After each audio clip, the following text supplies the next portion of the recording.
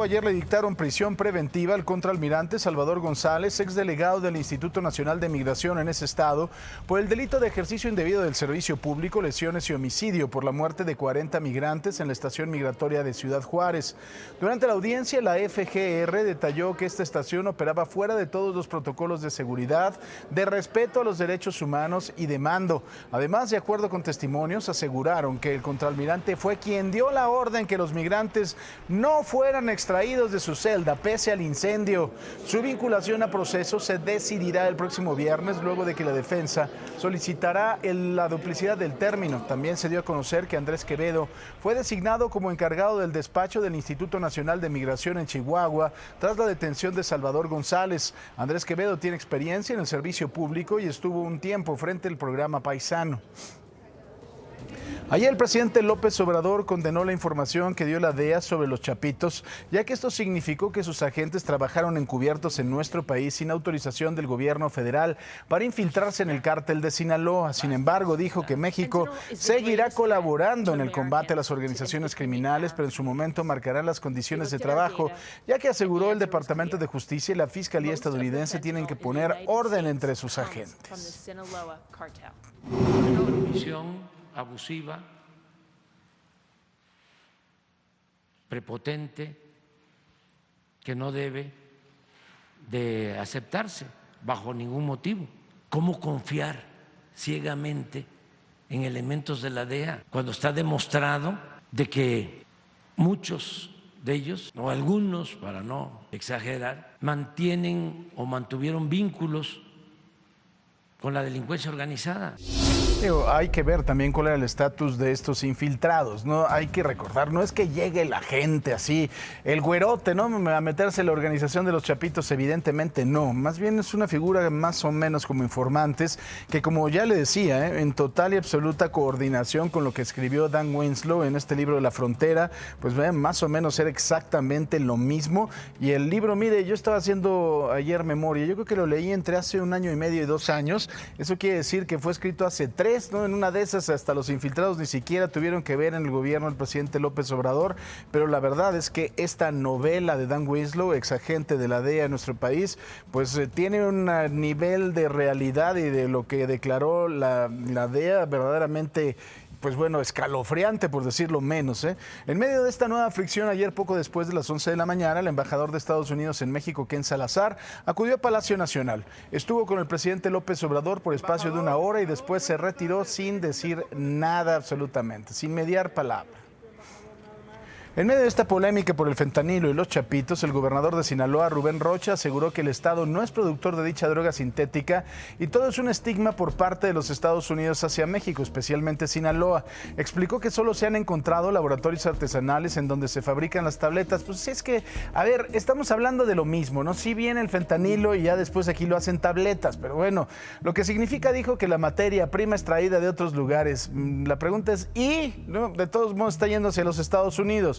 De todos modos, por el otro lado, los Estados Unidos, pues bueno, hay lugares tan recónditos como Spokane, como la frontera con Canadá, en donde también está. Esto es un asunto de los dos países y si no lo entendemos, vamos a seguir peleando nada más como si estuviéramos en lavadero. Pero bueno, quien ya tiene bien el lavadero es Cristal Mendívil. Yo quisiese, si se pudiese, mi querido Paco. Ya estamos aquí, gracias a la gente que ha estado muy al pendiente, a ti, por supuesto, Paco, a toda la producción y en redes sociales. Ya estamos aquí, teníamos un problema de salud, no se me asusten porque ya estaban, Paco, con que me habías corrido el noticiero, que si me odiabas y que ya sabes cómo es la gente. ¿Y yo por qué? Pero aquí andamos de regreso y vamos a más delitos, lamentablemente la información de todos los días, ¿verdad? Ayer la organización Alto al Secuestro dijo que en marzo hubo 62 casos de privación ilegal de la libertad.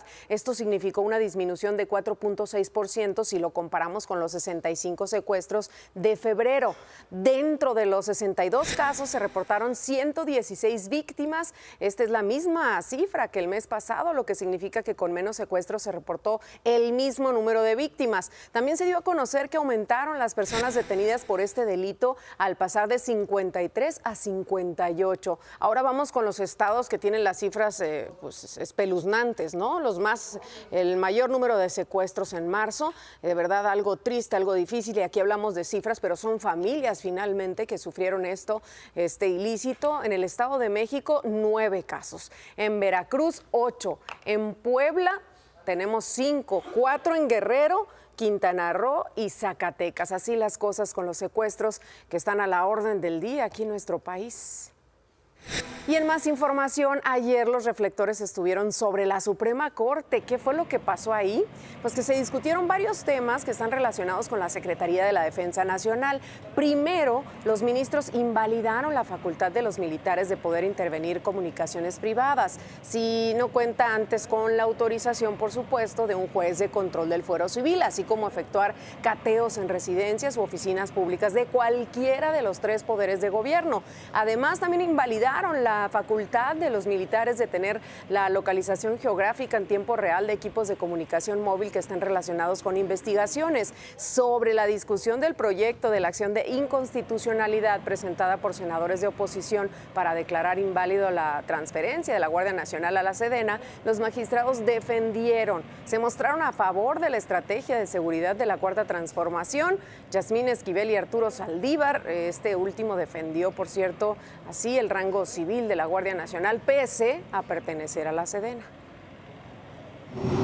El hecho de que las Secretarías de Defensa y Marina intervengan en funciones de control y operación de la Guardia Nacional tampoco militariza ni hace que pierda su naturaleza civil, pues se trata de secretarías de Estado civiles, cuyos titulares son secretarios del despacho de la Administración Pública Centralizada, cuyo jefe es el presidente de la República. Incluso el ministro Saldívar hizo referencia al exsecretario de Seguridad Pública, Genaro García Luna, quien, recordemos, está sentenciado en Estados Unidos por cargos de narcotráfico. Las cúpulas de estas fuerzas policiales quedaron marcadas por los montajes, la alianza con el crimen organizado y la simulación. La incorporación de esta policía a la Secretaría de Gobernación no pudo transformar una institución policial penetrada de origen. La Guardia Nacional se crea, pues, para romper con una institución policial viciada que tuvo 2 procesos no exitosos de reestructuración. Del debate de la Guardia Nacional pasamos al del INAI, en donde no podrán sesionar mañana por tercera semana consecutiva por la falta de quórum. Pese a ello, la comisionada presidenta del INAI, Blanca Lilia Ibarra, aseguró que el instituto sigue vivo, ya que sus más de 750 trabajadores siguen atendiendo sus funciones. Reiteró que sus facultades no pueden asumirse por la Secretaría de la Función Pública o la Auditoría Superior de la Federación, como lo señaló el presidente, ya que el INAI también atiende lo relativo a los poderes legislativo, judicial, sindicatos, fondos, fideicomisos públicos, organismos autónomos y demás.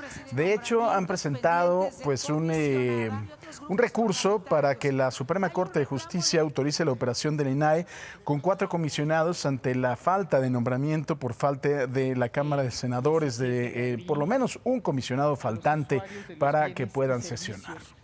Por un compromiso, una semana en donde no contamos con el quórum completo para poder sesionar, pero sí contamos con un ánimo, una fuerza y un férreo compromiso de no fallarle a la sociedad mexicana. Y mire, ayer en la audiencia privada, la Fiscalía General de la República realizó una nueva imputación al exprocurador Jesús Murillo Caram por torturar a Felipe Rodríguez Salgado, alias El Cepillo, señalado en la versión de La Verdad Histórica como uno de los sicarios de Guerreros Unidos que participó en la desaparición de los 43 normalistas. El próximo viernes, el juez Jesús Delgadillo resolverá si lo vincula a proceso por este delito. Cabe recordar que Murillo Caram permanece en el reclusorio norte por delitos en contra de la Administración de Justicia, tortura, desaparición forzada también.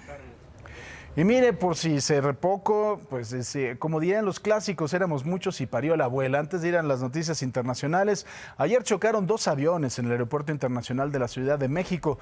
Durante el rodaje a la pista, la punta del ala de un avión Delta impactó la parte de la cola de un avión de Aeroméxico y afortunadamente, creo que fue al revés, ¿no? Por lo que estoy viendo, sí.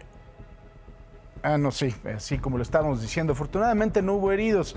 El secretario del Sindicato Nacional de Controladores de Tránsito Aéreo, José Alfredo Covarrubias, señaló que pudo ser un error, una distracción de los pilotos o un error, pero se debe esperar a que concluyan las investigaciones. Es que eso parece el widget, ¿no? El ala de otro de los aviones, pero no sé, habría que ver más de cerca esta imagen, pero esta es la parte trasera de un avión de Delta. El vuelo de Aeroméxico iba rumbo a Ciudad Juárez y los pasajeros fueron cambiados de avión.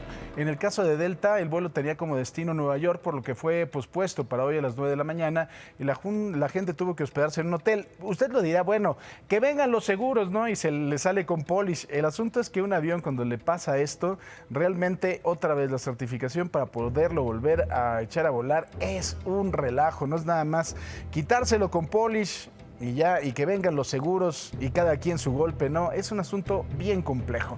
Pero vamos a la información internacional. Quique Villanueva, buenos días. Hola Paco, ¿cómo estás? Qué gusto saludarte. Oye, te cuento que un tribunal francés absolvió a la aerolínea, justamente ya que estamos hablando de aviones, Air France, y al fabricante Airbus de los cargos de homicidio involuntario por el trágico accidente del vuelo 447 en junio del 2009. El tribunal alegó que incluso si las compañías hubieran cometido errores, no es posible probar un vínculo causal entre estos y el accidente. El Airbus A330, que cubría la ruta entre Río de Janeiro y París, se precipitó sobre el Océano Atlántico durante una tormenta y murieron las 228 personas que iban a bordo. Esta noticia no le gustó para nada a muchos de los familiares.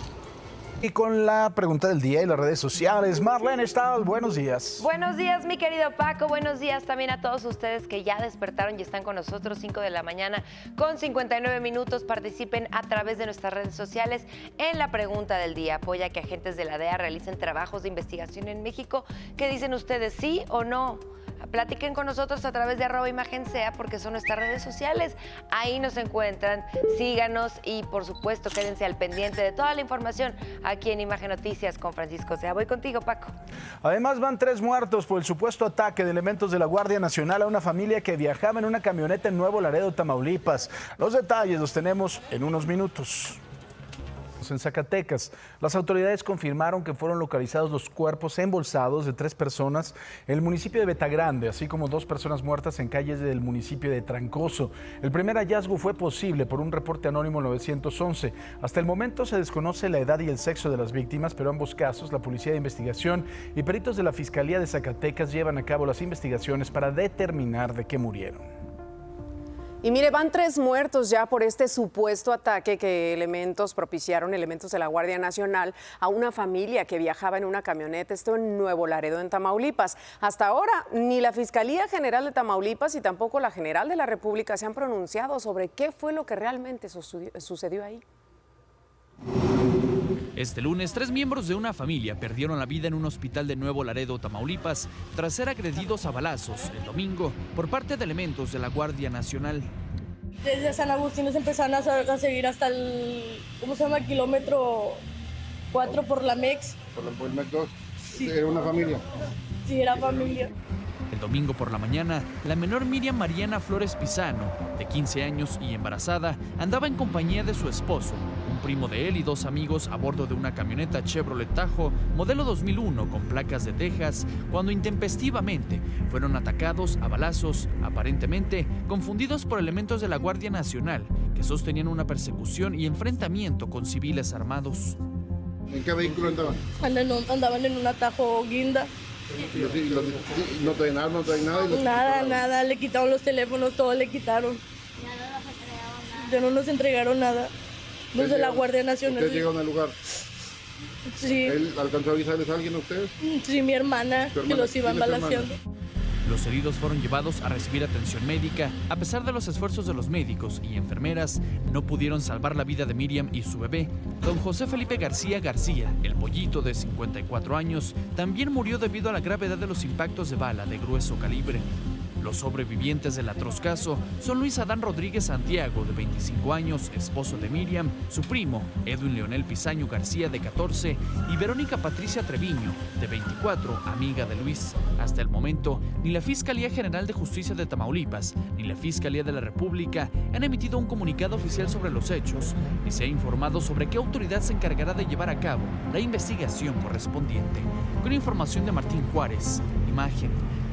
¿Quiénes fueron entonces? Vamos a estar al pendiente del comunicado que se emita seguramente más adelante. Mientras tanto, en Ciudad Victoria, en Tamaulipas, un joven fue asesinado a golpes y fue dentro de un anexo, ¿eh? Lo habían ingresado ahí hace pocos días. Las autoridades refieren que esta persona de 29 años presentaba diversos hematomas en el rostro.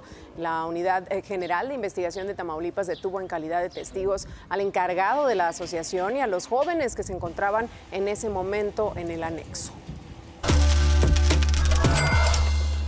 Mira, a lo largo de la ruta del Tren Maya, cerca de 1.800.000 estudiantes de todos los niveles educativos reciben apoyo económico para continuar con sus estudios. De acuerdo a estimaciones de Ariadna Montiel, secretaria del Bienestar, este año se destinarán 12.831 millones de pesos para las becas Benito Juárez en Chiapas, Campeche, Quintana Roo, Tabasco y Yucatán. ¿Qué le parece si vamos a los dineros? El dólar, 17 pesos con 49 centavos a la compra y 18 pesos con 49 centavos a la venta. El euro, 17 pesos con 99 centavos a la compra y 20 pesos con 31 centavos a la venta.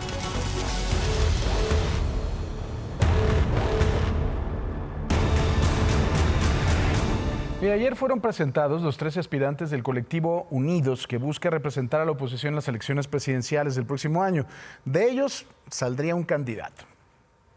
A la pasarela de la Marea Rosa fueron convocados los aspirantes presidenciales de la oposición. Los organizadores de las marchas del INE no se toca, los que reclamaron que el Tribunal Electoral tampoco, ahora exigen que la partidocracia de Va por México haga alianza con los ciudadanos. Unidos es nuestro nombre y también nuestra consigna. Un gobierno de coalición viable que nos garantice un México democrático, incluyente, gobernable y, sobre todo, con visión de futuro. Un gobierno unido, un gobierno incluyente, un gobierno sensible, un gobierno que escuche y un gobierno que vea el interés superior del país. El plan para la continuidad de ese presidencialismo autoritario ya está en marcha y esos acuerdos con los criminales para que llenen de dinero y de votos al partido oficial. Este es un evento de una altura democrática como la que exigen los nuevos retos y los nuevos tiempos que estamos viviendo en el mundo y en México.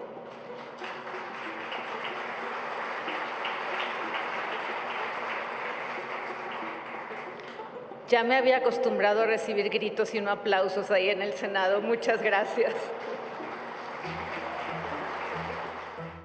Los legisladores, exfuncionarios y exgobernadores del PAN, PRI y PRD se describieron comprometidos con la sociedad y dispuestos a sumar.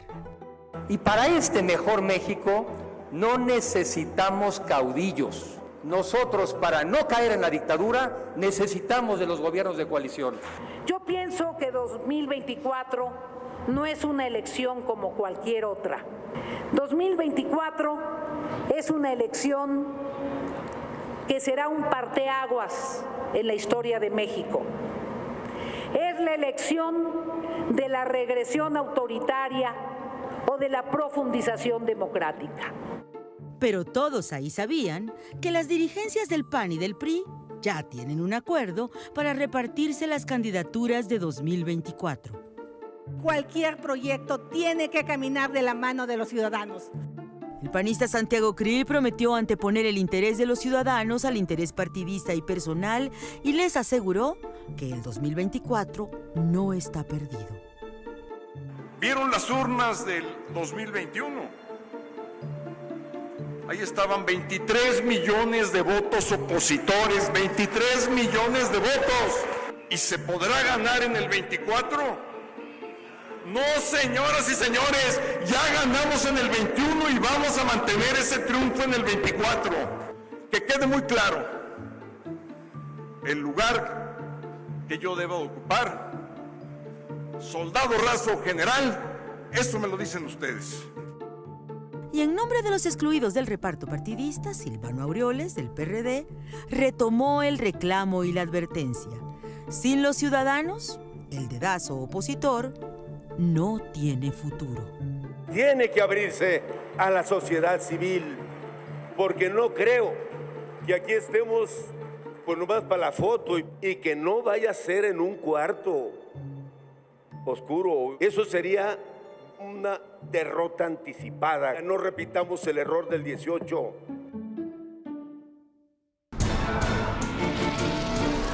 Acompáñame, vamos a darle una vuelta al mundo. Mire, disidentes de las FARC se dijeron listos para escribir un nuevo capítulo de paz en Colombia. Tras una reunión anunciaron el inicio de una nueva mesa de diálogo con el gobierno del próximo 16 de mayo para desmovilizar a unos 3.000 guerrilleros que siguieron en las armas tras el histórico acuerdo de paz del 2016. Además, los disidentes le extendieron una tregua a la guerrilla rival del Ejército de Liberación Nacional.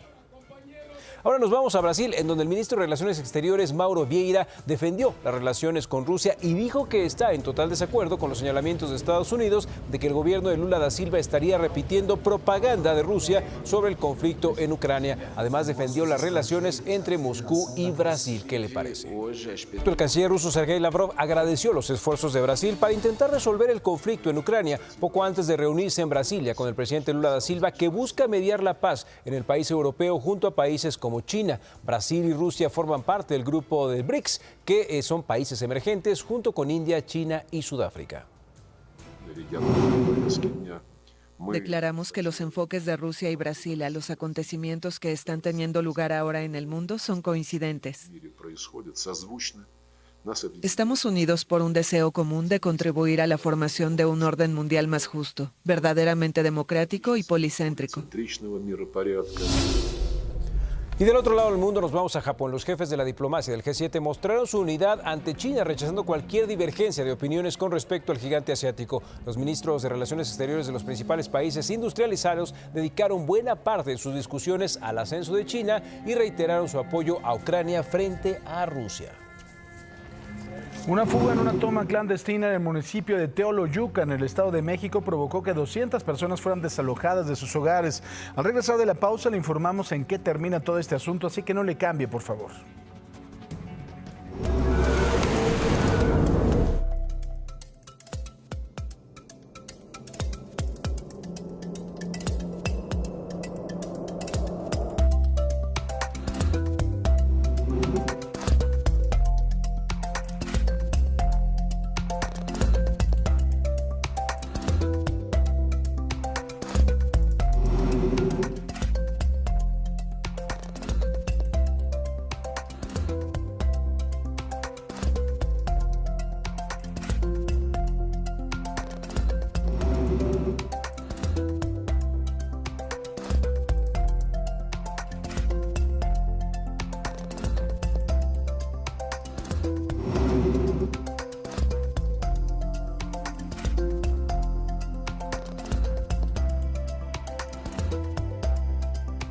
Mire, en Querétaro se realiza el festival Si Tu Piano de la compañía artística Siguiente Escena. Fueron colocados de pianos en diversos puntos para motivar a la gente a aprender a tocar, y el que ya sepa podrá tocar e inspirar a los demás también.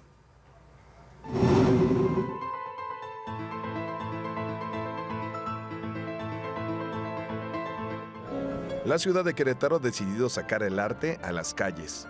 Han instalado 6 pianos en distintos puntos del centro histórico de la ciudad para que locales, visitantes y curiosos los puedan tocar. Que haya pianos disponibles en la calle para toda la gente que quiera tener un primer contacto, un segundo, tercero, hasta si ya tienes experiencia, venir, acercarte y hacer algo y compartirlo con toda la comunidad que está justamente alrededor. Creo que eso me hace una iniciativa muy acertada.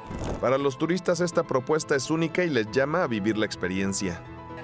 Mi amigo estaba tocando y me acordé de la única melodía que me sé y quise nomás tocarlo para tener la experiencia. Toqué un piano en Querétaro. El proyecto In Situ Piano, como se denomina esta iniciativa, surgió del colectivo Siguiente Escena, buscando replicar así un proyecto que inició en el año 2008 en Londres y que hasta ahora ha llegado a 70 ciudades del mundo.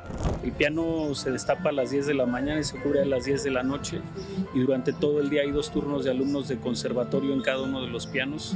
Ellos están, además de tocando el piano, practicando, están también enseñando a la gente que quiera acercarse acercarse a aprender a tocar el piano. Desde hace algunos años en Querétaro se ha buscado sacar la cultura a las calles para acercarla a los ciudadanos, como una forma de integrarlos a ella, pero también mostrar que hay otros caminos a seguir. Que no es solo que la gente venga y ahí está el piano, sino que han escuchado a pianistas, se han involucrado con pianistas que normalmente están en la sala de conciertos, y eso está generando esta interacción social que a fin de cuentas resulta lo más interesante para la convivencia en el espacio público. Son 6 pianos apostados en distintas plazas del centro histórico de Querétaro, los cuales, además de ser accesibles para todo aquel que lo quiera tocar, han sido intervenidos por artistas plásticos y en cada uno se podrá observar una escena pictórica diferente. Para Imagen, Ricardo Sánchez. Un juez de control dictó prisión preventiva oficiosa a Salvador González Guerrero, exdelegado del Instituto Nacional de Migración en Chihuahua, por los delitos de ejercicio ilícito del servicio público, homicidio y lesiones, derivado del incendio de una estación migratoria en Ciudad Juárez, donde murieron 40 migrantes. El presidente López Obrador condenó la información que dio la DEA sobre los chapitos, ya que esto significó que sus agentes trabajaron encubiertos en nuestro país sin autorización del gobierno federal. Dijo que México seguirá colaborando en el combate a las organizaciones criminales, pero en su momento marcarán las condiciones de trabajo. Una intromisión abusiva, prepotente, que no debe de aceptarse bajo ningún motivo. El gobernador de Sinaloa, Rubén Rocha, aseguró que el estado no es productor de fentanilo y todo es un estigma por parte de Estados Unidos hacia México, especialmente a Sinaloa. Explicó que solo han encontrado laboratorios artesanales donde se fabrican las tabletas, lo que significa que la materia prima es traída de otros lugares. Nos vamos hasta Nuevo León. En Escobedo, un camión de una empresa refresquera se impactó en contra del muro de una casa en la colonia Pedregal del Topo Chico. Además, tiró un poste de alumbrado. El conductor de la pesada unidad resultó lesionado y fue trasladado a un hospital del IMSS. Para atender la emergencia llegó personal de Protección Civil del Estado y policías municipales. Hasta el momento se desconocen las causas de este percance. Una fuga en una toma clandestina en el municipio de Teoloyucan, en el Estado de México, provocó que 200 personas fueran desalojadas de su casa. Por fortuna, solo fue el susto. Vea lo que pasó.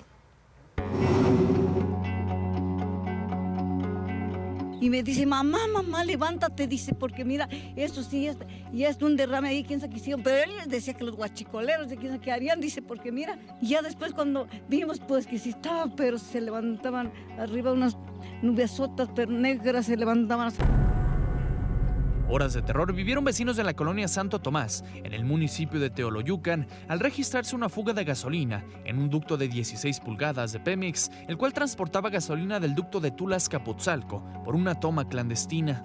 Tuvimos por ahí un reporte a las 2:30 de la mañana, una llamada anónima que nos reportaban que había una fuga en un ducto de Pemex. Al llegar al lugar nos encontramos efectivamente que había una toma clandestina de hidrocarburo y el cual tenía una altura aproximadamente de 25 metros. La mayoría de los vecinos dormía y fueron alertados, y cuando salieron vieron una columna negra de combustible. Se sintió más que nada porque después se hizo como nublina, y por lo mismo que ya estaba el combustible que hacía olía re feo, ya hasta nos daban ganas de volver. Pues miedo de que alguien, una chispa o algo. Ante el riesgo de un accidente mayor, se decidió evacuar la zona aledaña durante la madrugada. Tuvimos un albergue que fue habilitado en el auditorio municipal, el cual se fue para 200 personas, el cual nos coordinamos con el DIF municipal para su atención médica. Se suspendieron clases a nivel preescolar, primaria, secundaria y medio superior. Fue hasta las 8 de la mañana que empezaron a regresar de forma paulatina a sus casas, con recomendaciones para ventilar sus hogares, luego de que Pemex cerrara las válvulas y controlara la fuga. Los vecinos aseguran que en la zona es constante el movimiento de robo de combustible, por lo que pide la intervención de las autoridades antes de que se registre una tragedia en la zona. Hasta la madrugada se acaba. Y sí, todo el mundo andaba con temor porque a qué horas pasa una desgracia hasta que pasó. A ver si ahora sí ya, de favor, le pedimos a las autoridades que ya. Con información de María de Los Ángeles Velasco, Imagen.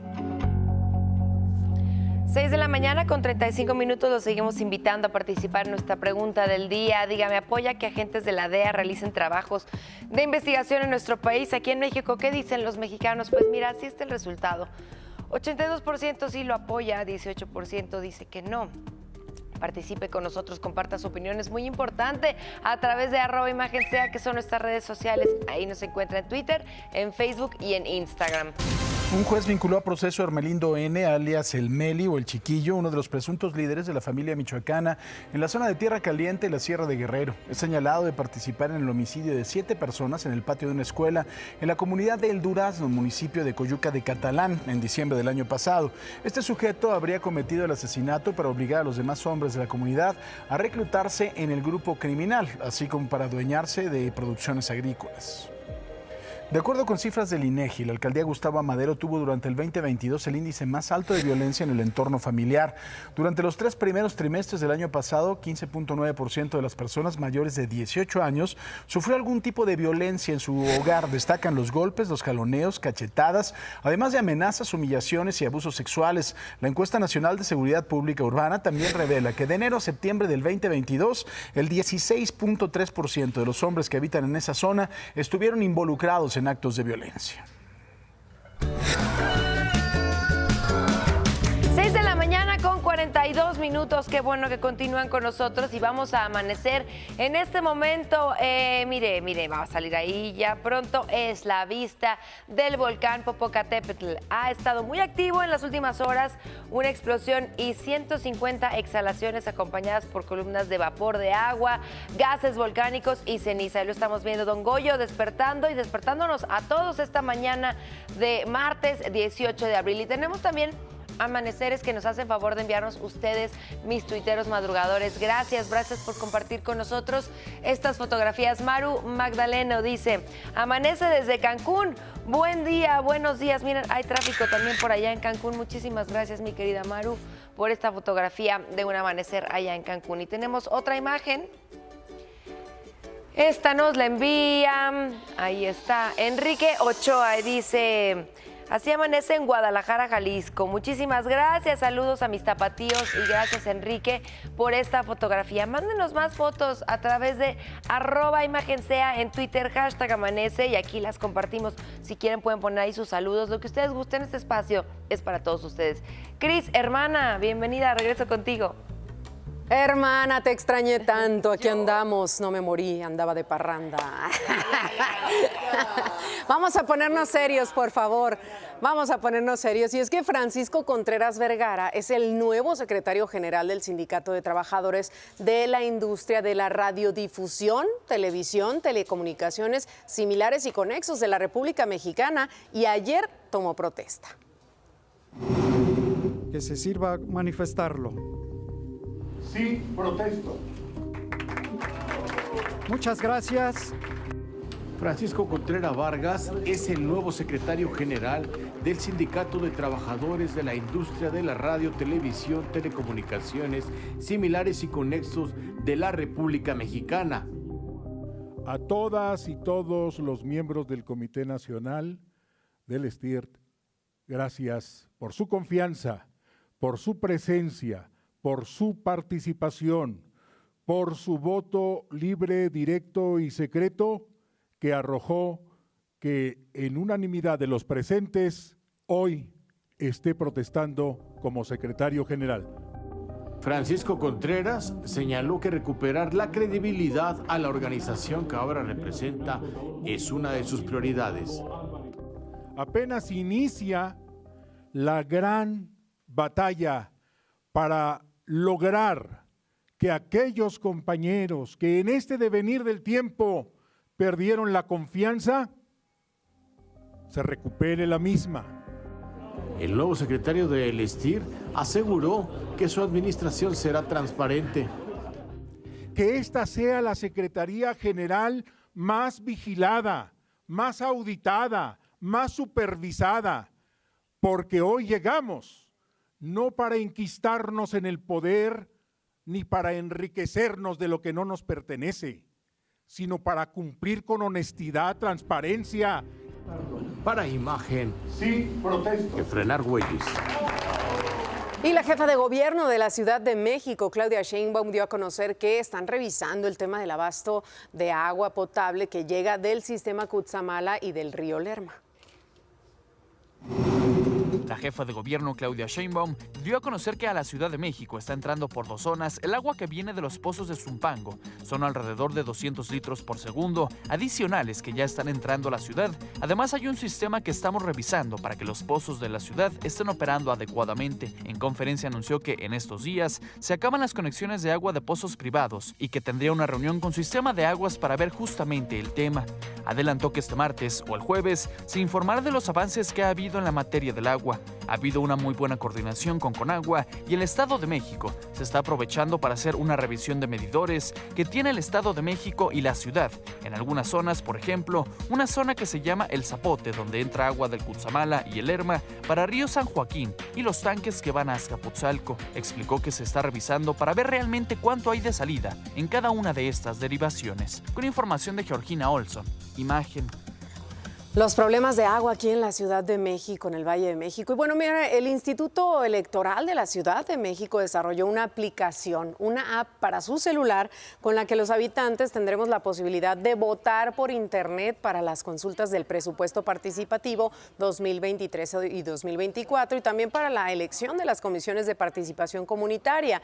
Esto se trata de la aplicación Sistema Electrónico por Internet, pensada para facilitar la participación ciudadana. Podría esperarse que más de 15,000 personas, 15,000 ciudadanos utilicen esta nueva modalidad.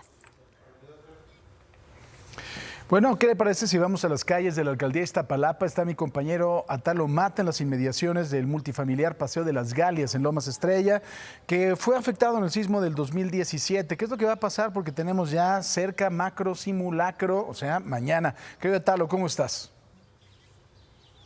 Bien, Paco, ¿cómo estás? Buenos días. Pues nos hemos movido a diferentes lugares que resultaron afectados en el 2017 con esto de los temblores.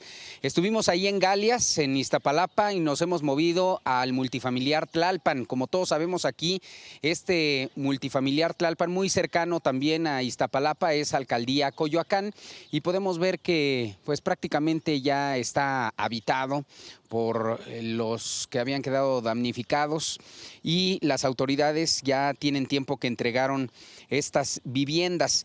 Respecto a este tema, pues hay que recordar, Paco, que la delegación Iztapalapa fue una de las que resultó más afectadas por el sismo registrado aquí en la Ciudad de México. Dejó en ese entonces, en el 2017, 150,000 damnificados, 12,500 viviendas dañadas, de las cuales 4,500 tuvieron que demolerse, y 127 escuelas también resultaron afectadas en ese entonces. Y a ello pues se sumó 1,500,000 habitantes que se quedaron sin agua, porque hay que recordar que todo resulta afectado cuando tiembla, equivalente a 75% de la población de Iztapalapa, además de la presencia de 125 socavones, algunos con una profundidad de casi 1 metro, principalmente con las colonias y pueblos ubicados en la zona de grietas y el llamado Cinturón Verde.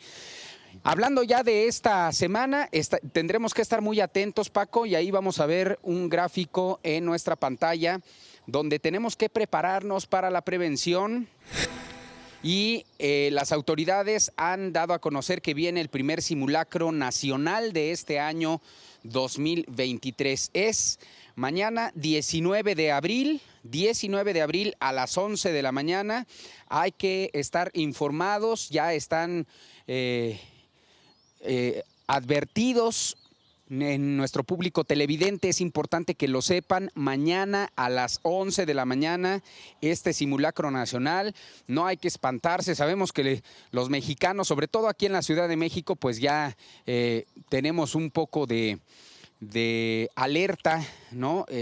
Un poco más de experiencia que en algunos otros estados de la República, debido a que pues vienen estas alertas y tenemos que ponernos a salvo.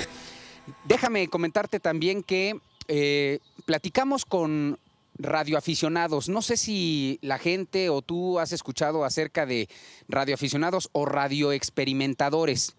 Estas personas son civiles que en sus casas simplemente, o en una oficina o en un estudio especial, tienen máquinas que les sirven para estar comunicados con las frecuencias, con las bandas y poder ayudar en este caso o en estos casos de siniestros o de desastres naturales, ¿no? En México o en el mundo se conectan de manera universal.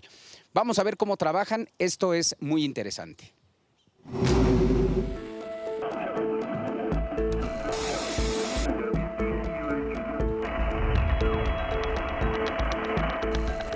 Estas máquinas que aparecieron a inicios del siglo pasado le permiten hoy al ser humano comunicarse desde cualquier continente, vincularse con una estación espacial o conversar con un astronauta suspendido en el espacio sideral. Los operadores de estas máquinas son llamados radioaficionados o radioexperimentadores, quienes solo por gusto, sin fines de lucro, buscan ofrecer un servicio social.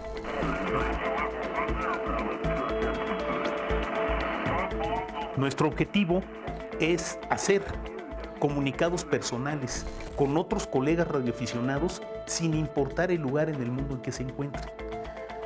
Y como podemos tener esa habilidad de hacer esas radiocomunicaciones, esos contactos, apoyamos a la sociedad en momentos de emergencia. Estos equipos son el origen precursor de la televisión, de la radio y el teléfono celular. El martes 18 de abril se conmemora el Día Mundial del Radioaficionado. Es apoyar a la sociedad en momentos de emergencia o de desastre natural. Siempre que ocurre un temblor y alguien quiere usar una llamada por celular, no puede. No porque falle la infraestructura, sino porque es una saturación brutal, ¿no? A veces falla la infraestructura y se pierden las telecomunicaciones, pero la estación del radioaficionado siempre está lista.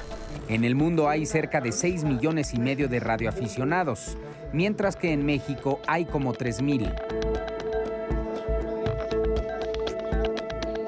Una persona puede hacerse radioaficionada con aparatos portátiles pequeños y posteriormente se invierte en más equipo para modernizar la recepción y amplificación de la señal. Esto es una actividad muy demandante.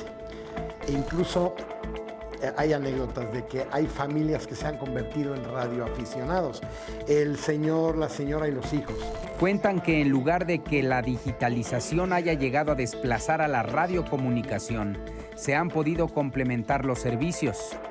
Dentro de sus frecuencias y bandas, traslada y emite comunicación de voz, textos, imágenes y datos. Y ahora, con las nuevas tecnologías que hay, en las que interviene ya lo que es la computadora, el internet, equipos nuevos que son los SDR, que son prácticamente computadoras, hoy es mucho más fácil hacer radio. O sea, se requiere menos conocimiento y hay más recursos. Y esto le ha dado un impulso importante a la radioafición. Las principales estaciones de radioaficionados se localizan geográficamente en los continentes americano, Asia Meridional, Oriental y Pacífico, así como en menos volumen en Europa, Oriente Medio y África. Para Grupo Imagen, Atalo Mata, Otón.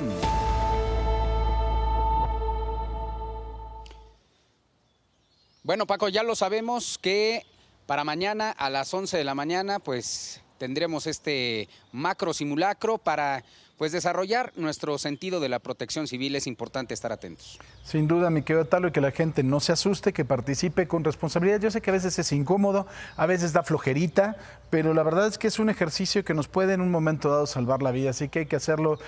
Puede uno andar de buen humor, pero tampoco tomarlo a la ligera. Sí, y es por el bien de todos, y justamente eso te iba a comentar. La gente ya sabe esa frase: no grito, no corro, no empujo. Hay que tomarlo con seriedad. A lo mejor son unos minutos también de descanso y para despejarse para quienes están dentro de una oficina, pero pues es por nuestro bien, ¿no? Y entonces tendremos que estar muy atentos por si en algún momento pudiera presentarse este desastre natural o una crisis, incluso por un temblor o un sismo, que aquí en la Ciudad de México no faltan. Así es. Gracias, querido Talo. Hasta luego, Paco. Buen día. Bueno, en Chihuahua le dictaron prisión preventiva al contraalmirante Salvador González, exdelegado del Instituto Nacional de Migración en ese estado, por el delito de ejercicio indebido del servicio público, lesiones y homicidio, por la muerte de 40 migrantes de la estación migratoria de Ciudad Juárez. Durante la audiencia, la FGR detalló que esta estación operaba fuera de todos los protocolos de seguridad, de respeto a los derechos humanos y de mando. Además, de acuerdo con testimonios, aseguraron que el contraalmirante fue quien dio la orden de que los migrantes no fueran extraídos de la celda pese al incendio. Si se acuerda, algún abogado había denunciado esto precisamente, que la orden había venido del contraalmirante encargado de esta estación migratoria. Como le he dicho, mire, ahí usted puede ver el exterior de la celda, no se ve por ningún lado un extintor, y si no están detenidos, pues bueno, no se puede entender que estén pues con candado. Su vinculación a proceso se decidirá el próximo viernes, luego de que la defensa solicitara la duplicidad del término constitucional. También se dio a conocer que Andrés Quevedo fue designado como el encargado del despacho del Instituto Nacional de Migración en Chihuahua tras la detención de Salvador González. Andrés Quevedo tiene experiencia en el servicio público y ya estuvo un tiempo al frente del programa Paisano. Ayer el presidente López Obrador condenó la información que dio la DEA sobre los chapitos, ya que esto significó que sus agentes trabajaran encubiertos en nuestro país sin autorización del gobierno federal para infiltrarse en el cártel de Sinaloa. Sin embargo, dijo que México seguirá colaborando en el combate a las organizaciones criminales, pero en su momento marcará las condiciones de trabajo, ya que aseguró que el Departamento de Justicia y la Fiscalía estadounidense tienen que poner en orden a sus agentes. Una intromisión abusiva, prepotente, que no debe de aceptarse bajo ningún motivo. ¿Cómo confiar ciegamente en elementos de la DEA cuando está demostrado de que muchos de ellos, o algunos, para no exagerar, mantienen o mantuvieron vínculos con la delincuencia organizada? Yo creo que hay que tener paciencia para saber cuál era el estatus de estos infiltrados, si eran informantes, si eran mexicanos, porque también eso puede llegar a pasar. Yo le estaba comentando que hay un libro que se llama La Frontera, de Dan Wenslow, un exagente de la DEA, en donde toda la descripción que hace el Departamento de Justicia de los Estados Unidos y la DEA al respecto de cómo probaban el fentanilo con personas vivas, de cómo finalmente fueron inundando el mercado norteamericano, e incluso también ahí hay un testimonio de lo que sucedió después, de que iba a haber una gran cantidad de muertes por sobredosis. Está en este libro. Este libro lo debo haber leído hace un par de años, en plena pandemia, así que lo deben de haber escrito un año antes. Entonces estamos hablando de que esto debe de haber pasado por lo menos 4 años anteriores a todo esto que estamos viviendo. Quizá ni siquiera fue el sexenio del presidente López Obrador, y obviamente no se trata de agentes que estén en activo, pueden ser informantes, pero hay que ver el estatus, no lo sabemos. Pero bueno, y en medio de esta nueva fricción, yo creo que eso fue parte de la explicación del día de ayer. Después de las 11 de la mañana fue Ken Salazar, el embajador de Estados Unidos en México, a Palacio Nacional. Estuvo con el presidente López Obrador por un espacio de 1 hora y después se fue sin decir ni pío. En medio de esta polémica por el fentanilo y los chapitos, el gobernador de Sinaloa, Rubén Rocha, aseguró que el Estado no es productor de dicha droga sintética y todo es parte de un estigma de los Estados Unidos hacia México, especialmente Sinaloa. Explicó que solo han encontrado laboratorios artesanales en donde se fabrican las tabletas, lo que significa, dijo, que la materia prima es traída de otros lugares.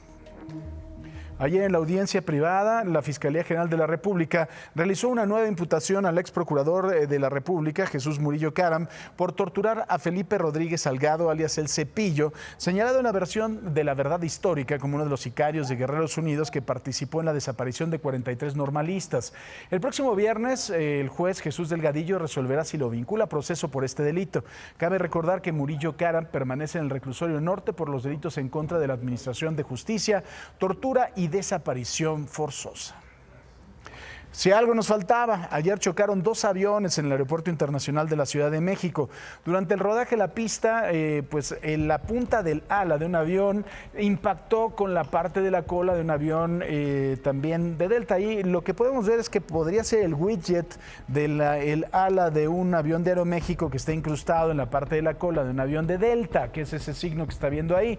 Eso es lo que parece que sucedió. Afortunadamente no hubo heridos. El secretario del Sindicato Nacional de Controladores controladores de tránsito aéreo, José Alfredo Covarrubias, dice que pudo ser una distracción de los pilotos o un error de tierra o de los controladores, pero se debe de esperar a que concluyan las investigaciones. El vuelo de Aeroméxico iba a Ciudad Juárez, los pasajeros los cambiaron de avión. En el caso de Delta, el vuelo iba a Nueva York, entonces tuvieron que mandarlos a un hotel. El vuelo sale hoy en un par de horas, a las 9 de la mañana, y la gente pues se tuvo que esperar.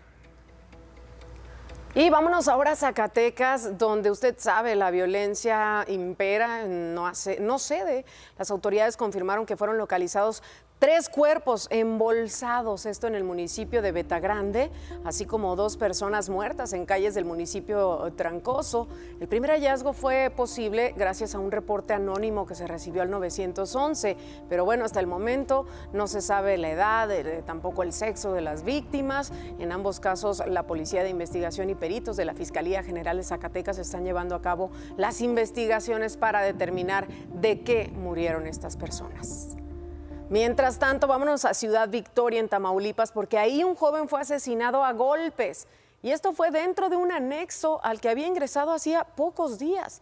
Las autoridades refieren que esta persona, de 29 años, presentaba diversos hematomas en el rostro. La Unidad General de Investigación de Tamaulipas detuvo en calidad de testigos al encargado de la asociación y también a los jóvenes que se encontraban en ese momento ahí en el anexo. Y van 3 muertos ya por este supuesto ataque de elementos de la Guardia Nacional a una familia que viajaba en una camioneta en Nuevo Laredo, Tamaulipas, que todavía no se sabe si eran elementos de la Guardia Nacional o no, pero bueno, la Fiscalía General de Tamaulipas ni la Fiscalía General de la República se han pronunciado sobre lo ocurrido. Este lunes, 3 miembros de una familia perdieron la vida en un hospital de Nuevo Laredo, Tamaulipas, tras ser agredidos a balazos el domingo por parte de elementos de la Guardia Nacional. Desde San Agustín nos empezaron a seguir hasta el, kilómetro 4 por la MEX.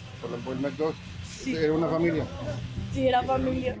El domingo por la mañana, la menor Miriam Mariana Flores Pizano, de 15 años y embarazada, andaba en compañía de su esposo, un primo de él y 2 amigos a bordo de una camioneta Chevrolet Tahoe, modelo 2001 con placas de Texas, cuando intempestivamente fueron atacados a balazos, aparentemente confundidos por elementos de la Guardia Nacional, que sostenían una persecución y enfrentamiento con civiles armados. ¿En qué vehículo andaban? Andaban en una Tahoe guinda. ¿No traen armas, no traen nada? Nada, le quitaron los teléfonos, todo le quitaron. Ya no nos entregaron nada. Los de la Guardia Nacional. ¿Ustedes llegaron al lugar?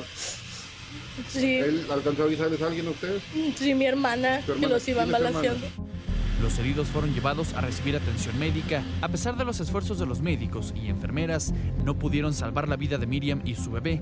Don José Felipe García, el pollito de 54 años, también murió debido a la gravedad de los impactos de bala de grueso calibre.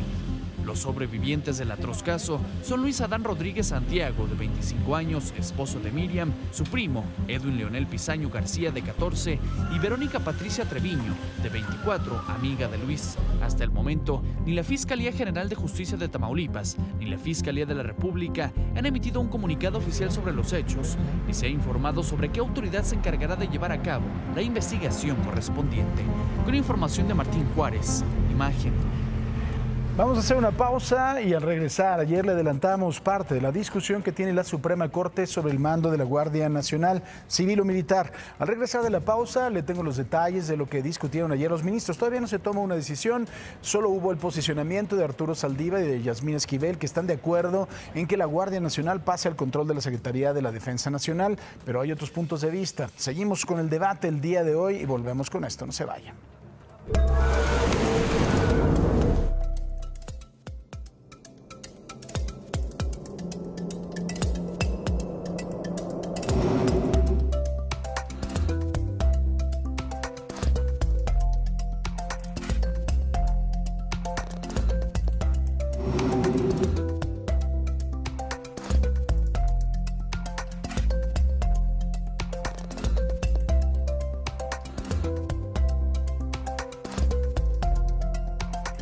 Rafael Medrano Guzmán, director de la Unidad Médica de Alta Especialidad del Hospital de Oncología del Centro Médico Nacional Siglo XXI del IMSS, recibió la condecoración Eduardo Lisiaga de Ciencias Médicas y Administración Sanitario Asistencial. Esta es la máxima presea que un médico mexicano puede recibir por sus méritos a favor de la salud, y es otorgada por el Consejo de Salubridad General. Está presidido por el secretario de Salud, por Jorge Alcocer. A mi cadena de mando, que inicia por su director general, maestro Zoe Robledo Aburto, en una forma muy especial expreso mi gratitud a todas y todos los compañeros de todas y cada una. Y bueno, el día de ayer Dinamarca se volvió tendencia en redes sociales debido a las declaraciones que hizo el presidente en la mañanera desde Oaxaca, asegurando una vez más que ahora sí México va a tener un sistema de salud como en Dinamarca. Ya, Paco, ya es momento, vente para acá. Ahora sí ya vamos a tener salud como en Dinamarca, ¿no te da gusto? Ya va a haber medicamentos, ya va a haber médicos, ya va a haber hospitales de nivel. La verdad es que, primero que nada, el gasto en salud de un país es una cosa verdaderamente impresionante. Segundo lugar, en los países en que se puede dar ese tipo de cosas es cuando tienes un ingreso mucho más alto y quitas una cantidad verdaderamente brutal de impuestos, que no creo que estuviéramos preparados en este país para hacerlo. En tercer lugar, ni la burla perdona.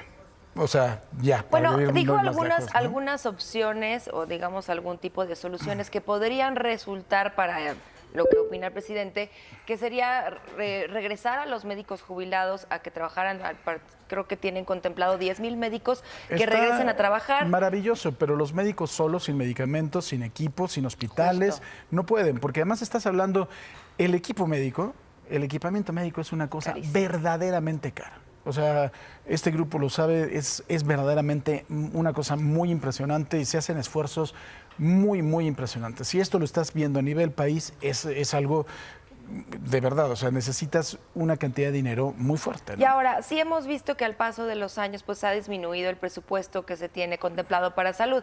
Como bien decías, es importante lo que destinan los países para cuidar la salud. En Dinamarca, por ejemplo, el presupuesto es del 11% del PIB y aquí no llega ni al 3%.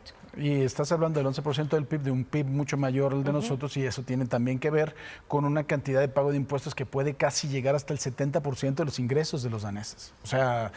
Pero tú bueno, no sé, ¿qué opinen ahí en casa? Si yo viera que mis impuestos se ocupan y veo en un país donde vivo segura, donde vivo bonito, donde tengo salud, o sea, entonces, pues no te duele, ¿no? Es otro tipo de vida, ¿no? Es otro tipo de estilo de vida. O sea, es totalmente distinto a lo que nosotros hacemos aquí. Bueno. ¿Nicho Hinojosa será el cantante? Sí. ¿Sí? Sí es. ¿Sí es? Ajá. Pero sí se va él. Bueno, pues Nicho Hinojosa. Es muy bueno porque hacía unos covers buenísimos. ¿Nunca lo escuchaste? Claro. Buenísimo. Mi pubertad me lo recuerda mucho. Claro, le encantaba. Bueno, creo que ya no es conveniente prometer que el sistema de salud será mejor que el de Dinamarca. Con que el sistema de salud vaya mejorando hasta ser un sistema óptimo, creo que estaríamos contentos. Estoy totalmente de acuerdo. Y ha sido, digamos, de alguna manera como la cruz de este gobierno, ¿no? El que se quejan que no hay medicamentos para los niños con cáncer, en que no hay citas en el seguro y cuando no hay medicamentos, no hay atención. Y además de todo, a la mitad de todo esto, de un problema grave, una pandemia brutal que nunca se había presentado. O sea, te voy a decir una cosa, creo que Zoe Robledo ha hecho esfuerzos impresionantes porque esto no se salga de control y hay que reconocérselo, porque la verdad es que el asunto no está nada fácil en medio de una pandemia. Y ayer que estuve buscando tweets, este fue el único tweet que encontré para defender un poquito las declaraciones. Dice Jorge Gómez Naredo, se burlan ahora de que AMLO diga que nuestro sistema de salud será como el de Dinamarca. Esa burla es muy similar a la que hicieron cuando AMLO dijo que ganaría la presidencia, haría un nuevo aeropuerto, una refinería, un Tren Maya, daría pensiones a todos los adultos mayores. Pues, esto es cierto, sí ganó la presidencia, sí hizo el nuevo aeropuerto, sí está haciendo una refinería, que está no haciendo el todavía. Tren Maya. Y sí le dio pensiones a los... Sí. Esto no es cierto. O sea, todavía ni siquiera cerca. Ojalá y fuera Roberto cierto. Madrazo. Híjole. Qué miedo. ¿Qué dijo? A ver. Sí. ¡Ay!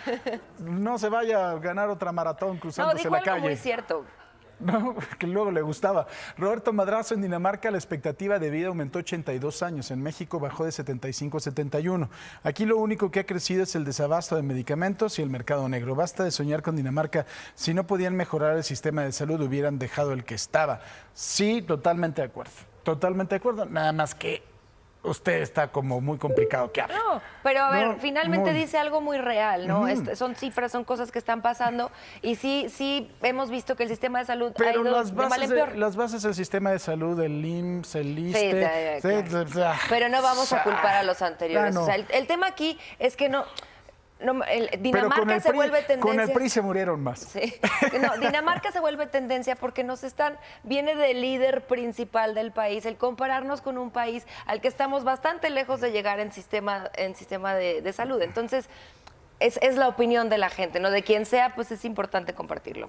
Y Rita Basson dice, efectivamente, es mejor que Dinamarca porque allá los ciudadanos compran sus medicamentos y aquí son gratis. Pues si hubiera, pues estaría padre, pero pues no hay ni gratis. No. Ese es el problema. El problema de desabasto sí ha sido un problema que nos viene acompañando desde hace muchísimo tiempo. No creo que a los niveles de ahorita, pero sí. Pues ojalá, Paco, ojalá este año sí sea el año de que seamos como Dinamarca. Ok, gracias.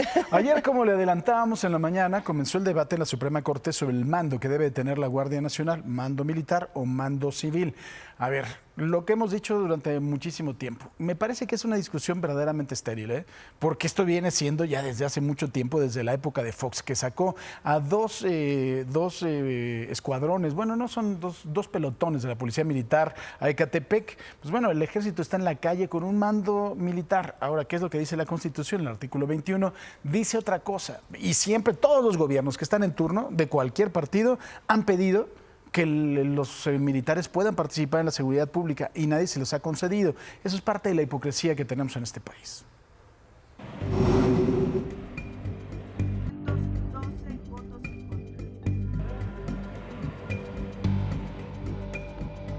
El Pleno de la Suprema Corte de Justicia de la Nación inició este lunes la discusión del proyecto de la acción de inconstitucionalidad promovida por senadores de oposición, en el que se demanda la invalidez de la transferencia de la Guardia Nacional a la Secretaría de la Defensa Nacional. El ministro Arturo Saldívar aseguró que ese proceso no elimina el rango civil de la Corporación Federal. El hecho de que las Secretarías de Defensa y Marina intervengan en funciones de control y operación de la Guardia Nacional tampoco militariza ni hace que pierda su naturaleza civil, pues se trata de secretarías de Estado civiles, cuyos titulares son secretarios del despacho de la Administración Pública Centralizada, cuyo jefe es el presidente de la República. El ministro Juan Luis González Alcántara Carrencá propone en este asunto considerar como un fraude a la Constitución el control administrativo y operativo de la Guardia Nacional por parte de la Sedena y plantea que se debe permanecer bajo el control de la Secretaría de Seguridad y Protección Ciudadana. En su argumentación, el ministro Saldívar hizo referencia al exsecretario de Seguridad Pública, Genaro García Luna, sentenciado en Estados Unidos por cargos de narcotráfico. Quien formó parte del CISEN y posteriormente dirigió la Coordinación de Inteligencia para la prevención de la recién formada Policía Federal Preventiva, la Agencia Federal de Investigación de la PGR y la Secretaría de la Seguridad Pública a lo largo de 3 sexenios presidenciales, acaba de ser condenado con 5 cargos relacionados con el crimen organizado y el tráfico de drogas hacia los Estados Unidos de América. García Luna fue secretario de Seguridad con el expresidente Felipe Calderón, a quien el ministro Saldívar acusó de presionarlo para resolver el caso del incendio de la guardería ABC. Las cúpulas de estas fuerzas policiales quedaron marcadas por los montajes, la alianza con el crimen organizado y la simulación. La incorporación de esta policía a la Secretaría de Gobernación no pudo transformar una institución policial penetrada de origen. La Guardia Nacional se crea, pues, para romper con una institución policial viciada que tuvo 2 procesos no exitosos de reestructuración y, en esencia, para generar una desvinculación del aparato institucional con el crimen organizado. La ministra Yasmín Esquivel Moza afirmó que el control de la Sedena sobre la Guardia Nacional está delimitado. Pues ese control está delimitado y debe ser ejercido en el marco de la Estrategia Nacional de Seguridad Pública y de los programas derivados de ella, cuyo diseño no está a cargo de la Sedena, pues como hemos visto, la elaboración de la estrategia compete a la Secretaría de Seguridad y Protección Ciudadana. Por cuestiones de tiempo, la discusión de este asunto continuará en la sesión convocada anunciada para este martes por la presidenta de la Corte, ministra Norma Lucía Piña Hernández. Para Imagen, David Vicenteño. ¿Qué está pasando en el mundo? Le cuento que en Sudán se siguen complicando las cosas. Fue atacado en su casa el embajador de la Unión Europea. El hecho fue dado a conocer en Twitter por el jefe de la diplomacia del bloqueo, Joseph Borrell, quien aseguró que las autoridades sudanesas tienen la obligación de garantizar la seguridad de las instalaciones diplomáticas y sus representantes. Según Naciones Unidas, casi 200 personas han muerto tras intensos combates entre el ejército y un grupo paramilitar y alrededor de 1.800 heridos. ¿Qué le parece? Y de Sudán nos movemos a Francia. El presidente Emmanuel Macron aseguró que escucha la ira contra la reforma de pensiones, pero aseguró que es necesaria y entrará en vigor. Las declaraciones fueron hechas durante un discurso que fue recibido por las nuevas protestas. La nueva ley retrasa la edad de jubilación de 62 a 64 años para el 2030 y adelanta al 2027 la exigencia de cotizar 43 años y no 42 para cobrar una pensión completa. ¿Qué le parece? La respuesta no puede estar ni en el inmovilismo ni en el extremismo. Frente a esta ira, este sentimiento de degradación, de abandono, debemos actuar juntos más allá de las divisiones. Como siempre he procurado hacerlo al servicio de un rumbo claro, el de nuestra independencia y justicia. Y en otra información, vea esto. Arrecifes de coral puro fueron descubiertos en la Reserva Marina del Archipiélago en Galápagos, en Ecuador. Vea.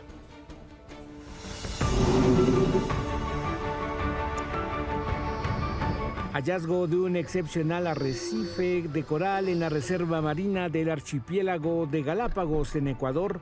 Se tratan de ecosistemas prístinos, nunca antes monitoreados, nunca antes estudiados. Nuestro compromiso es continuar con el monitoreo para salvaguardar los ecosistemas y la biodiversidad que aquí hemos encontrado.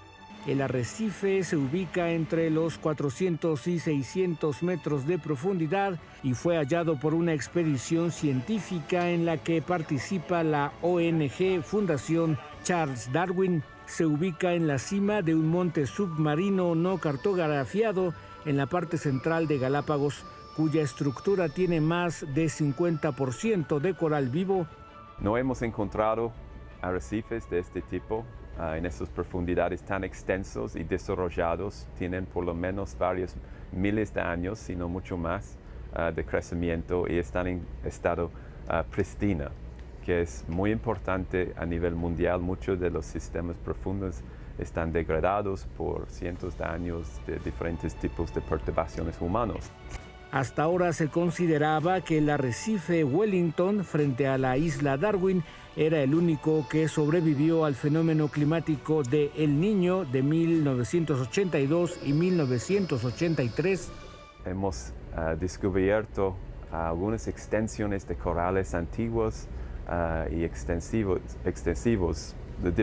Lo único de estos corales es que están adaptados a ambientes fríos y profundos, ¿no? Se llama corales de aguas frías, y lo sorprendente es que forman estructuras ancianos de arrecife.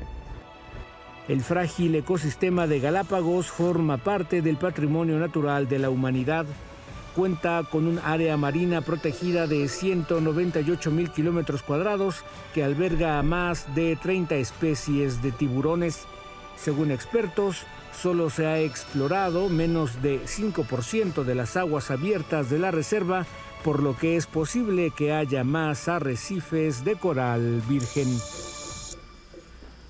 Vamos a hacer una pausa y al volver, ¿cuánto nos rinde el dinero para la canasta básica? Por supuesto, ¿cómo va la inflación? Nos vamos hasta la central de abasto con nuestro compañero Talo Mata para ver, pues bueno, cómo están las cosas, cómo están los precios, cómo va, pues ya lo está viendo el jitomate, el aguacate. Ya volvemos. Es martes de canasta. Vamos con mi compañero Talo Mata hasta la central de abasto. Querido Talo, buenos días otra vez. ¿Qué tal, Paco? Buenos días nuevamente. Sí, pues estamos aquí como todos los martes en la central de abasto y ahora le estamos dando una revisadita al tema de la leche porque pues en los últimos días la leche, los lácteos en general, sus derivados, pues han recibido un incremento. Si se compara, por ejemplo, del año pasado para acá, el INEGI ha reportado un incremento importante. Tan solo en marzo, ¿no?, de este año, de 2023, se habla de un incremento del 13.4% mayor a lo que costaba días atrás.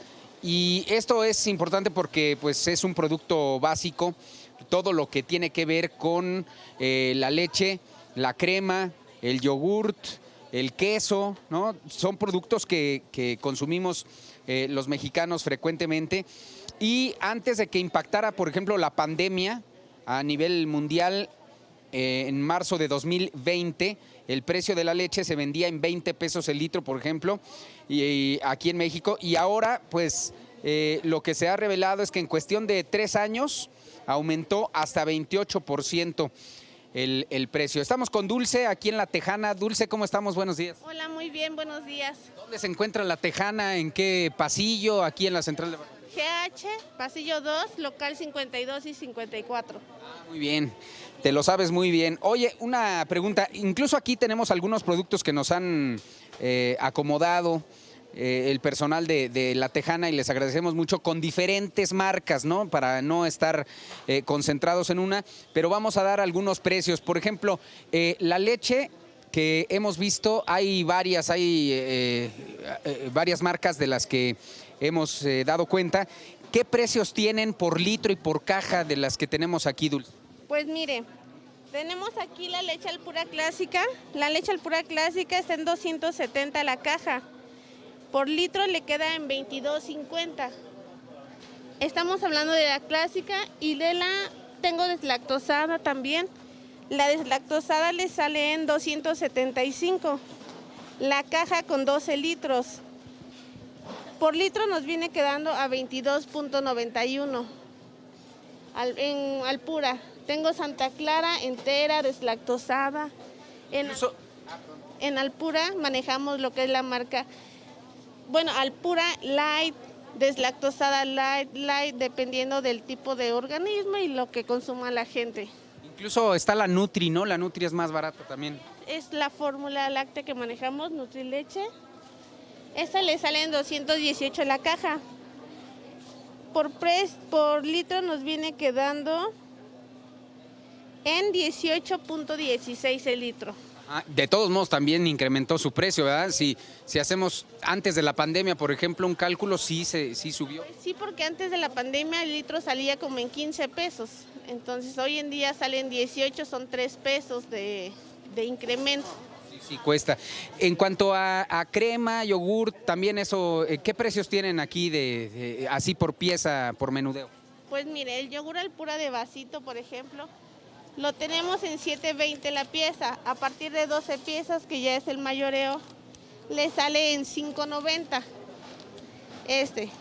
Crema de a cuarto, de a litro, todos los productos a partir de 6 piezas. Ya es precio de mayoreo y ya manejamos un precio un poco más abajo. Por ejemplo, por litro le sale en... de litro, ¿verdad? Chilchota, ok, de fresa. 80. ¿41.80? Sí es. ¿El litro? Litro. Y también manejamos lo que es la cubeta. La cubeta viene de 4 litros. La cubeta le sale en... Cubeta de 4 litros, por ejemplo, también de fresa, ¿no? 50 centavos. ¿Cuánto, perdón? 160 con 50 centavos. Quedan 40 pesos el litro. Y tenemos sabores, cereales, piña coco, mango, manzana, durazno, dependiendo del gusto y las necesidades de cada cliente. ¿Cuesta más caro el yogurt con fruta que el natural? Pues no, realmente es el mismo precio, así es. Es la cantidad más bien, ¿verdad? En cuanto a quesos, ¿qué nos puedes decir? Hay doble crema y hay el Blue Bell, hay también el Chilchota y otros, el panela de canasta. ¿Qué precios tenemos aquí? Pues mira, el panela canasta sale en 120 con 50 centavos el kilo. Tengo doble crema. Está en 61.36, en 59 pesos la pieza de medio kilo. La pieza de 1 kilo sale en 110 con 50 centavos. A partir de 2 piezas baja a 108, que ya son precios de mayoreo. Así. ¿Cuál es el queso que más se lleva el ama de casa cuando viene para la familia? El queso panela viene bajo en sal, recomendado para todo, para el sándwich, para las dietas, para que lo ocupe. El recomendado, la mayor parte del tiempo es el panela. ¿En cuánto está ese panela? En Así, digamos, de lo más barato que pudiéramos encontrar de panela. 88 pesos un kilo de panela franca, por decir. Así es. Ok, Dulce, pues muchas gracias por esta información tan valiosa, ¿eh? Hasta luego, que estés. Gracias, pues ahí está Paco.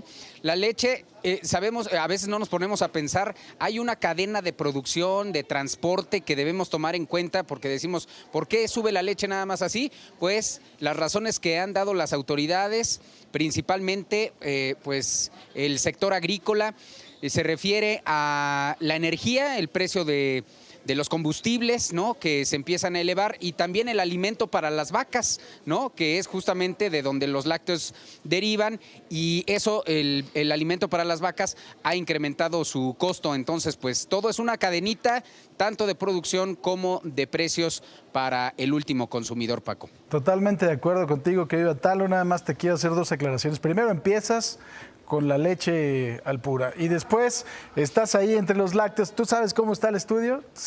¿Te imaginas lo que ha dicho el señor López Olvera al respecto de toda tu intervención? Me imagino que mucho sudor, mucho calor, pues pongan el aire acondicionado, ahí les encargo, ¿no? Lo acabamos de apagar, pero dice que te manejas entre los lácteos como pez en el agua. Me sacan de onda. ¡Oh, qué pasó! Bueno, ¡Atalo! No, ¡hay niños! ¿Qué? Corten ya, pues vamos. Es que me sorprenden. No, pues ustedes cómo me no. Sorprenden. Ya. Y mire, pues hemos soñado muchas veces con que no existe el lunes, y esto tiene que ver con las horas laborables. Ayer le comenté que el Congreso de Chile aprobó una ley que reduce la semana laboral de 45 a 40 horas. Según el último informe de la Organización para el Desarrollo y Cooperación Económico, la OCDE, los países del norte de Europa son los que menos horas de trabajo suman al año y son los que mejor se posicionan económicamente. Ejemplo de ello lo vemos, por ejemplo, en Alemania, 1.349 horas. Usted sabe, por ejemplo, que usted trabaja horas extras en Alemania muchos días y lo corren porque dicen, este señor no sabe hacer su chamba. Por ejemplo, después tenemos Luxemburgo, 1.382, Noruega 1.427, Austria 1.442, también abajo Dinamarca 1.363, Países Bajos 1.417, Islandia 1.433, Suecia son 1.444. Los países que más horas de trabajo tienen, cuya lista de 46 naciones, ¿sabe quién encabeza? México, 2.128 horas laborables al año, pero somos ineficientes, ese es el problema, somos poco productivos. Costa Rica 2.073, Colombia 1.964, Chile ya está en 1.916, Corea del Sur 1.915, Malta 1.882, Rusia 1.874 y Grecia 1.872, pero los países que más trabajan son los más productivos. Un estudio de la empresa norteamericana Premier Global Services asegura que un mayor índice de productividad no es proporcional a los números de horas que se trabaja, como ya le estaba diciendo. Alemania, Francia y Estados Unidos son los países más productivos y trabajan los alemanes 1.349 horas al año y su productividad fue la mejor evaluada del mundo, seguida de Francia y de los Estados Unidos. Le decía, en Alemania, si este se quedó ya 3 veces a trabajar horas extras, córranlo porque no sabe trabajar. México, por el contrario, de los países con más horas trabajadas, pero con menos productividad, seguido de Chile, de Portugal y de Japón, según mediciones de la OCDE. La expectativa es que para el año de 2050 muchos de los países en vías de desarrollo logren la convergencia económica necesaria y puedan equiparar horarios de trabajo y de productividad. En la conferencia mañanera de este martes, el presidente López Obrador reiteró la intención de la estrategia en el aula. Prevención de adicciones es alejar de las drogas a niños y adolescentes. Estamos comprometidos en estar informando sobre este tema, porque si evitamos el consumo de las drogas en nuestro país, vamos a avanzar muchísimo, mucho, sobre todo hacia adelante con las nuevas generaciones, que no tengamos consumo en México. Ese es el objetivo. Pobreza de nosotros. Bueno, y entre las imprudencias de Marlene y no sé qué dice Cristal. Del fentanilo, que nos preocupa tanto. Vamos, por supuesto, a saludar a Pam y a Poncho. Buenos días. Muy buenos días, ¿cómo están? Qué gusto saludarlos. Pamela, fíjense que está en una asignación bien especial porque se va a ir con unas madres buscadoras para conocer su trabajo. Nos vamos a enlazar con ella más adelante. Y también vamos a platicar con Ceci Flores, esta madre buscadora que ayer se perdió. Afortunadamente apareció. Tenemos la historia, qué fue lo que pasó.